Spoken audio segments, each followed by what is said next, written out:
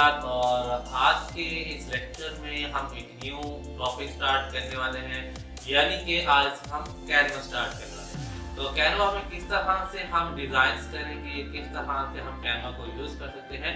तो आज से हम स्टार्ट कर रहे हैं और स्टार्ट करने से पहले मैं आप सबसे रिक्वेस्ट करूँगा हमारे चैनल वर्ल्ड ऑफ डिज़ाइनिंग को लाज़मी से सब्सक्राइब कर लीजिएगा, ताकि आप भी टाइम टू टाइम आप हमारे साथ जुड़कर मज़ीद बहुत कुछ सीखते रहें। तो आइए चलते हैं स्क्रीन पर और सीखते हैं कि कैनवा को किस तरह से यूज़ कर सकते हैं। अब हम आ चुके हैं अपने लैपटॉप की स्क्रीन पर और आज यहाँ पर हम कैनवा का एक पहला लेक्चर स्टार्ट करने वाले हैं। तो कैनवा पर बेसिकली हम 2 तरह से काम कर सकते हैं। एक तो ये कि कुछ बने-बनाए टेम्पलेट्स आपको मिल जाते हैं और आप उनको एडिट करके यूज़ कर सकते हो। और दूसरा तरीका ये है कि आप बिल्कुल एक ब्लैंक पेज लेते हो और उसको खुद ही प्रॉपर डिज़ाइन करते हो। तो आज सबसे पहले हम देखेंगे कि बने-बनाए जो टेम्पलेट्स हैं, उनको कैसे एडिट कर सकते हैं और उनमें क्या-क्या चीज़ें होंगी। तो सबसे पहले यहाँ पर अगर आप साइड पर देखें टेम्पलेट्स का ऑप्शन है और यहाँ पर क्लिक करेंगे। क्लिक करने के बाद आपके पास यहाँ पर ऊपर एक सर्च बार आएगी। आप यहाँ सर्च बार में सर्च करें जो भी आप टेम्पलेट यूज़ करना चाहें। फॉर एग्ज़ाम्पल मैं लिख लेता हूँ शूज़ और एंटर।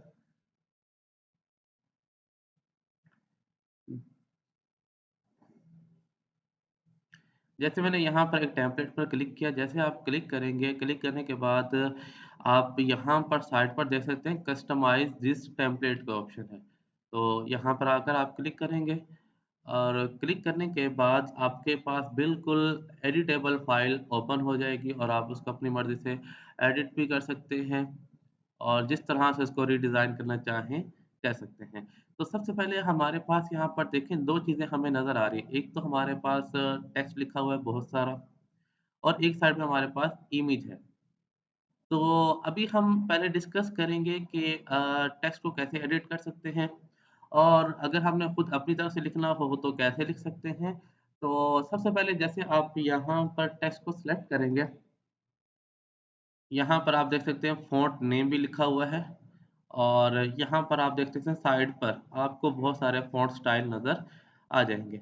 आप जो भी स्टाइल लेना चाहें आप यहाँ से ले सकते हैं। तो सिंपल फॉर एग्ज़ाम्पल जैसे मैं ये एक फ़ॉन्ट ले लेता हूँ, तो यहाँ पर ये फ़ॉन्ट स्टाइल चेंज हो जाएगा। अच्छा, एक चीज़ यहाँ पर आप देख सकते हैं कि इसके चारों कॉर्नर पे आपको छोटे-छोटे पॉइंट्स नज़र आ रहे हैं। इन पॉइंट के थ्रू आप इसको क्लिक करके बड़ा भी कर सकते हैं टेक्स्ट को और छोटा भी कर सकते हैं।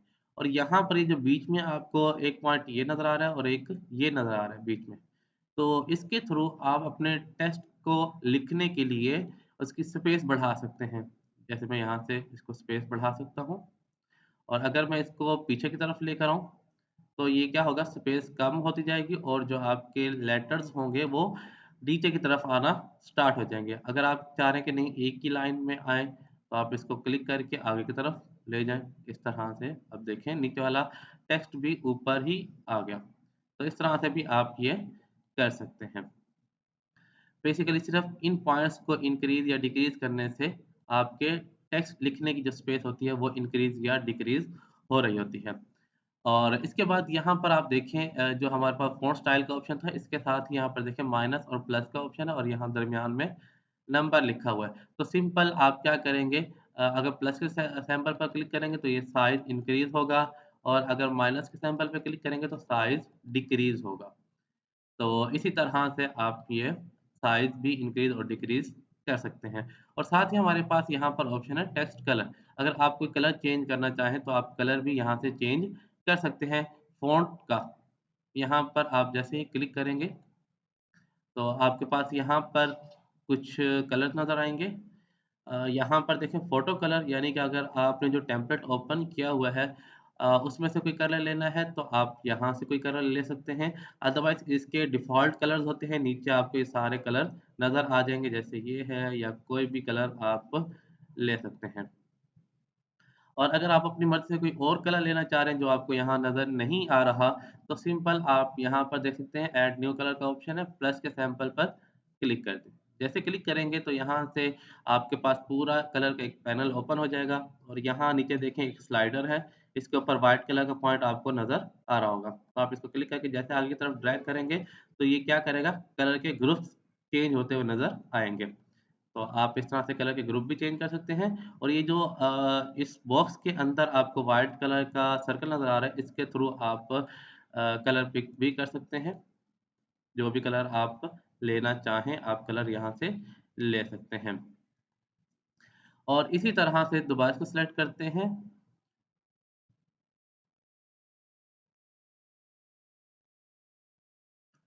और इसी तरह आगे आप देख सकते हैं हमारे पास ऑप्शन है कलर के साथ ही बोल्ड का। फॉर एग्ज़ाम्पल कोई टेक्स्ट आपने लिखा और वो थोड़ा-सा बारीक लिखा हुआ है, अगर उसको आप बोल्ड करना चाहें, तो यहाँ पर क्लिक करके बोल्ड भी कर सकते हैं। पहले ऑलरेडी ये बोल्ड था, मैंने दोबारा क्लिक किया तो ये अनबोल्ड हो गया। अब मैं दोबारा यहाँ पर क्लिक करूँगा तो ये अब बोल्ड हो जाएगा। बोल्ड में क्या होता है, वर्ड्स थोड़े-से मोटे लिखे हुए नज़र आ रहे होते हैं आपको। अब यहाँ पर देखें इस टाइम बोल्ड है। अगर मैं इसको दोबारा क्लिक करूँ तो ये अनबोल्ड हो जाएगा और दोबारा क्लिक करेंगे तो बोल्ड हो जाएगा। और इसी तरह से यहाँ पर देखें साथ ही हमारे पास ऑप्शन है इटैलिक का। आप जैसे यहाँ पर क्लिक करेंगे तो आपके लिखे हुए लेटर्स सारे के सारे थोड़े से टेढ़े आपको लिखे हुए नज़र आ रहे होंगे। इसी तरह आगे देखें हमारे पास ऑप्शन है अंडरलाइन का। यू लिखा हुआ है और उसके नीचे लाइन है। यू से अंडर और लाइन नीचे लाइन।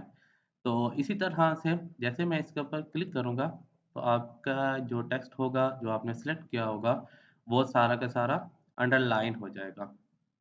और अगर मैं दोबारा इसके ऊपर अंडरलाइन पर क्लिक करूँ, तो ये दोबारा से खत्म हो जाएगा अंडरलाइन। और इसके बाद यहाँ पर आगे हमारे पास है स्ट्राइक थ्रो। स्ट्राइक थ्रो में क्या होता है कि जब हमें कोई वर्ड कटा हुआ शो करवाना हो, तो हम इसके ऊपर क्लिक कर सकते हैं। जैसे यहाँ क्लिक करेंगे, तो ये वर्ड कटे हुए शो होंगे इस तरह से। और इसी तरह से आगे हमारे पास है अपर केस और लोअर केस यानी कि आप देख रहे हैं एक स्मॉल है और एक कैपिटल है। इसका मतलब कि आप अगर इसको इसके ऊपर एक बार क्लिक करेंगे, तो ये स्मॉल हो जाएगा, फिर क्लिक करेंगे तो ये कैपिटल हो जाएगा। तो यहाँ से आप स्मॉल और कैपिटल कर सकते हैं। और इसी तरह से आगे हमारे पास ऑप्शन है अलाइनमेंट का। तो इसके लिए हम एक काम ये करते हैं, नीचे हमारे पास ये एक छोटा-सा पैराग्राफ लिखा हुआ है। इसके ऊपर हम देखते हैं किस तरह से कर सकते हैं। यहाँ पर हमारे पास ऑप्शन है अलाइनमेंट का। तो जैसे मैं यहाँ पर क्लिक करूँगा, अभी सेंटर में हो गया। और दोबारा क्लिक करूँगा तो राइट साइड पे हो जाएगा आपका टेक्स्ट और दोबारा से क्लिक करेंगे तो जस्टिफाई जस्टिफाई में क्या होता है, दोनों तरफ से लाइन इक्वल हो जाती हैं।